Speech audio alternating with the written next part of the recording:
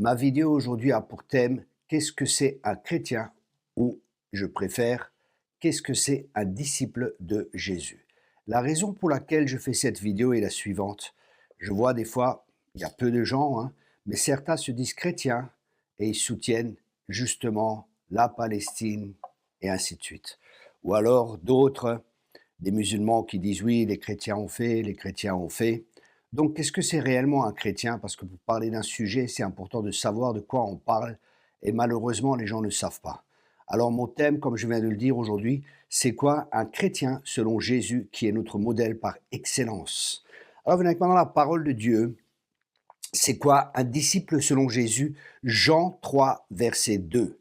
Il y a une personne qui est venue trouver Jésus la nuit, C'était un docteur de la loi, et il vient trouver de nuit Jésus et lui dit, Maître, nous savons que vous êtes venu de la part de Dieu comme docteur, car personne ne saurait faire les miracles que vous faites si Dieu n'est pas avec lui. Jésus lui répondit, en vérité, je te le dis, nul, s'il ne naît de nouveau, ne peut voir le royaume de Dieu. Ici, nous voyons que Jésus appuie, quand il dit deux fois, en vérité, c'est qu'il appuie vraiment sur ce thème qui est tellement important et c'est fondamental pour un chrétien.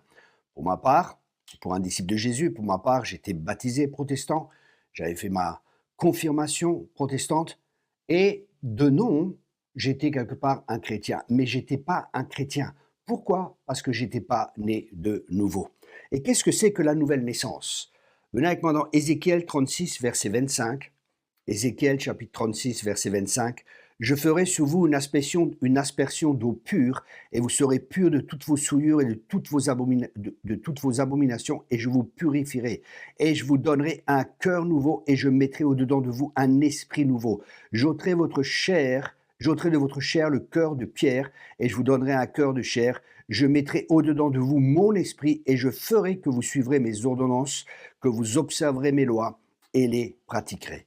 Ici, nous voyons la nouvelle naissance est un acte surnaturel de Dieu où Dieu ôte notre cœur de pierre et nous donne un cœur de chair. C'est ce qui s'est passé à ma conversion quand je suis vraiment devenu chrétien à l'âge de 33 ans. J'ai une rencontre surnaturelle avec le Seigneur et c'est comme si un voile était ôté devant mes yeux. Je voyais les choses différemment. C'est comme si un sac à dos était sur moi, un sac de péché. C'est comme si ça avait été enlevé. Et c'est exactement ce qui se passe. Dieu a ôté mon cœur de pierre, il m'a donné un cœur de chair, il a mis son esprit en moi et le désir de suivre ses commandements, non par crainte, non par peur, mais par amour. Et ça, c'est un miracle. Et c'est ce que la Bible appelle aussi être une nouvelle créature. Nous trouvons cela dans 2 Corinthiens 5, verset 17. Aussi bien, quiconque est en Jésus-Christ est une nouvelle créature. Les choses anciennes sont passées. Voici, toutes choses sont devenues nouvelles. On devient une nouvelle créature, une nouvelle personne, parce que notre cœur est changé, parce que notre cœur est transformé. Notre cœur de pierre est ôté et nous recevons un cœur de chair. Ensuite, Jésus a dit dans Matthieu 7, verset 21, « Ce ne sont pas tous ceux qui me disent Seigneur, Seigneur, qui entreront dans le royaume des cieux, mais celui qui fait la volonté de mon Père qui est dans les cieux. Plusieurs me diront ce jour-là, Seigneur, Seigneur, n'avons-nous pas prophétisé en ton nom, et n'avons-nous pas chassé des démons en ton nom, et n'avons-nous pas fait beaucoup de miracles en ton nom? Et alors je leur déclarai, je ne vous ai jamais connu. Retirez-vous de moi, vous qui pratiquez l'iniquité. » Waouh! Donc on voit ici de nouveau quelqu'un qui pratique l'iniquité, quelqu'un qui vit dans le péché consciemment n'est pas un chrétien. Luc, vers 6, verset 46, encore Jésus qui dit, « Pourquoi donc m'appelez-vous Seigneur, Seigneur, tandis que vous ne faites pas ce que je dis ?» Ici nous voyons un chrétien, c'est une personne qui est née de nouveau. Et maintenant nous allons voir comment naître de nouveau selon la parole de Dieu. Dans Romains 10, verset 8, il est dit, que dit-elle donc? La parole est près de toi, dans ta bouche et dans ton cœur. Voilà la parole de la foi que nous prêchons.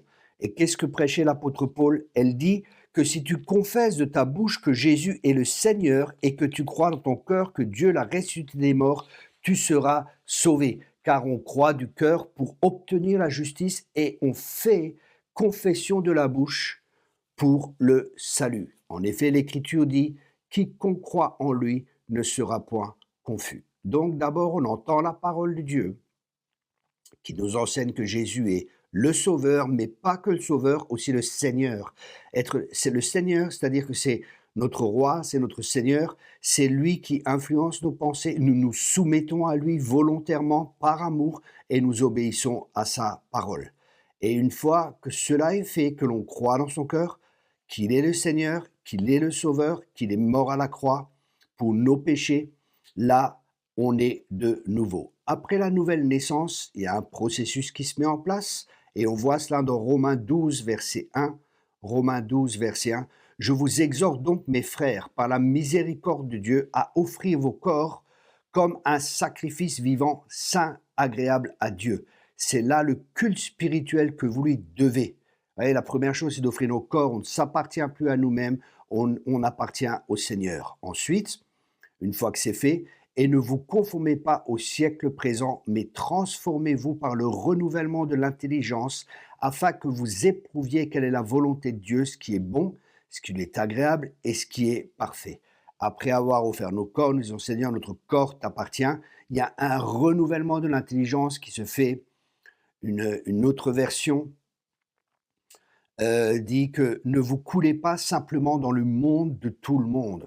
C'est-à-dire ne pas suivre le courant de ce monde où les lois sont souvent contre Dieu, les principes sont contre Dieu, mais de renouveler notre intelligence avec la parole de Dieu, de méditer la parole de Dieu, comme Dieu l'a dit à Josué, que ce livre de la loi ne s'éloigne point de ta bouche, médite-le jour et nuit afin de mettre en pratique ce qui est écrit. C'est alors que tu auras du succès dans toutes tes entreprises. Dieu veut que tu aies du succès, Dieu veut que tu réussisses, Dieu veut que tu prospères. Mais pour ce faire, nous devons renouveler notre intelligence, c'est-à-dire rejeter les pensées qui sont contraires à la parole de Dieu et accepter les pensées qui sont dans la parole de Dieu et vivre selon ces pensées, c'est-à-dire simplement l'obéissance. Et c'est pas juste une obéissance. Dans Ésaïe, il est dit, si vous êtes obéissant et docile, vous mangerez les bons fruits du pays. C'est une obéissance volontaire en étant docile, pas en étant rebelle, parce qu'on peut dire oui, j'obéis. Par exemple, une mère dit à son fils, assieds-toi. Non, je ne vais pas m'asseoir, assieds-toi. Il s'assoit, mais dans son cœur, il n'est pas assis. Il obéit, mais il n'est pas docile. Et ça, c'est la différence. Et on renonce, être chrétien, alors à ce moment-là, c'est renoncer volontairement par amour au plaisir de la chair en crucifiant cette dernière avec ses passions. Et là aussi, on voit le texte dans Galates 5, verset 5. Je dis donc, marchez selon l'esprit et n'accomplissez point les désirs de la chair, car la chair a des désirs contraires à l'esprit. Et l'esprit en a de contraires à la chair, et ces deux choses sont opposées l'une à l'autre, de telle sorte que vous ne faites point les choses que vous voudriez. Que si vous êtes conduit par l'esprit, vous n'êtes point sous la loi. Or, les œuvres de la chair sont manifestes. Et maintenant, on voit les œuvres de la chair. Écoutez bien cela. L'adultère, la fornication, l'impureté, la dissolation, l'idolâtrie, les enchantements, les inimités, les querelles, les jalousies, les animosités, les disputes, les divisions, les sectes, les envies, les meurtres, les ivrogneries, les débauches et les choses semblables. Je vous dis d'avance, comme je vous l'ai déjà dit, que ceux qui commettent de telles choses n'hériteront point le royaume de Dieu. Mais le fruit de l'esprit, c'est l'amour, la joie, la paix, la patience, la bonté, l'amour du bien, la fidélité, la douceur, la tempérance. La loi n'est point contre ces choses-là. Or, ceux qui appartiennent à Christ ont crucifié la chair avec sa passion et ses convoitises. Ici, nous voyons, si on appartient à Christ, on ne pratique pas les choses de la chair, mais au contraire, Jésus a dit, on reconnaît un arbre aux fruits, et les fruits qui sont là, c'est l'amour, la joie, la paix, la patience, la bonté, l'amour du bien, la fidélité, la douceur, la tempérance. Et pour cela, on voit que la chair a des désirs contraires et la parole de Dieu nous dit dans, encore une fois, Jésus, c'est important, il nous dit dans Luc 9, verset 23, « Or, il disait à tous, si quelqu'un veut venir après moi, qu'il renonce à lui-même, qu'il se charge chaque jour de sa croix et qu'il me suive. » Prendre sa croix, c'est l'endroit, la croix, c'est l'endroit où notre volonté rencontre celle de Dieu. Et si notre volonté est contraire et a des désirs contraires à la volonté de Dieu, nous soumettons volontairement notre volonté à celle du Seigneur.